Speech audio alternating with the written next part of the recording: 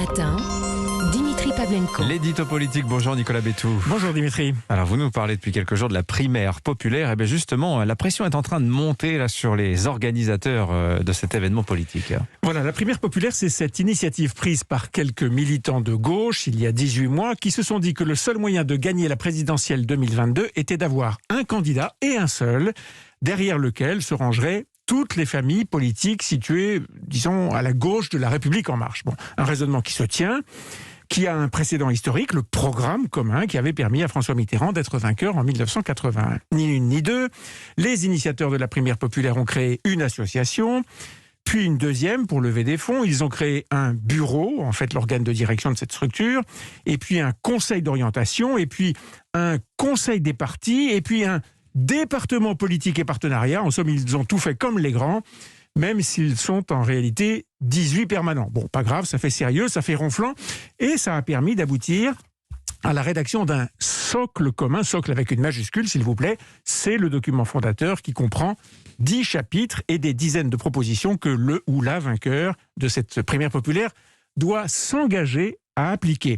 Cette primaire se déroule en fin de semaine prochaine et les inscriptions seront closes ce week-end. Ce sera un vote électronique, j'imagine, Nicolas ? Absolument. Il y a environ 300 000 inscrits et c'est désormais un processus assez simple à mettre en place. Mais attention, ce ne sera pas un vote classique, mais un scrutin préférentiel. C'est-à-dire que chaque électeur pourra voter pour plusieurs personnes en les classant par ordre de préférence et tout ça sera placé sous le contrôle d'une HACV, une haute autorité de contrôle du vote, mais oui, désignée on ne sait comment et contrôlant on ne sait quoi. Et ce n'est pas la seule bizarrerie de cette primaire populaire. Le plus étrange, c'est que les organisateurs se sont arrogés le droit de mettre sur les bulletins de vote les noms de candidats qui refusent obstinément, définitivement d'y figurer. Jean-Luc Mélenchon et Yannick Jadot rejettent la totalité de cette démarche, comme Anne Hidalgo qui s'est finalement, après 2 ou 3 revirements, alignée sur cette position. Bon, tant pis, disent les organisateurs, on maintient votre candidature. Grosse colère de la France Insoumise,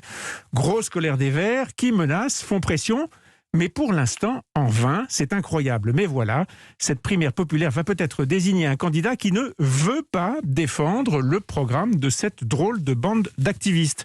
Un programme bien ancré à gauche, très à gauche, avec le retour à une agriculture paysanne, un revenu minimum pour tous les jeunes des 18 ans, un quota d'eau, d'électricité et de gaz gratuit pour tous, le retour au choix à la retraite à 60 ans, aux 32 heures ou à la semaine de 4 jours, et puis bien sûr, une hausse de l'impôt sur le revenu pour les ménages aisés. J'imagine aussi le rétablissement de l'impôt sur la fortune, l'ISF. Mais oui, mais pas un médiocre petit ISF, non, un impôt sur la fortune multiplié par 3, 4 ou 5, jusqu'à 20 milliards d'euros par an. Bon, effectivement, c'est un programme qui est clairement à gauche. C'est un peu le best-of des mesures de tous les partis, si je puis dire.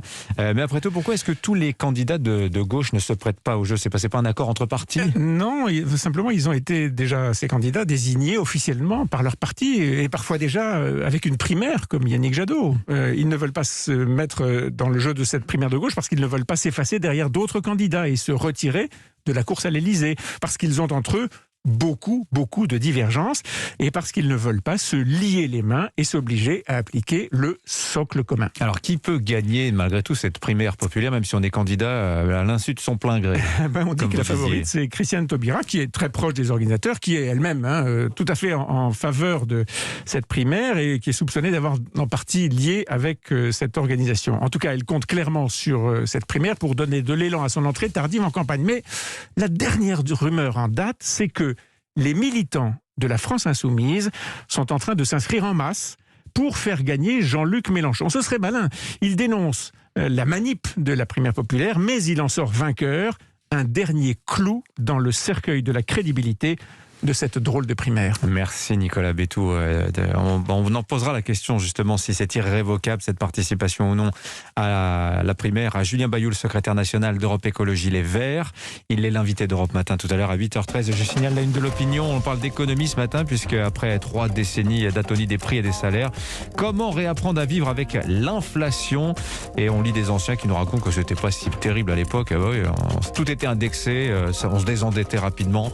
L'immobilier, ça coûtait plus rien, finalement c'était bien les années 70. Allez, à suivre la météo et le journal. Europe 1.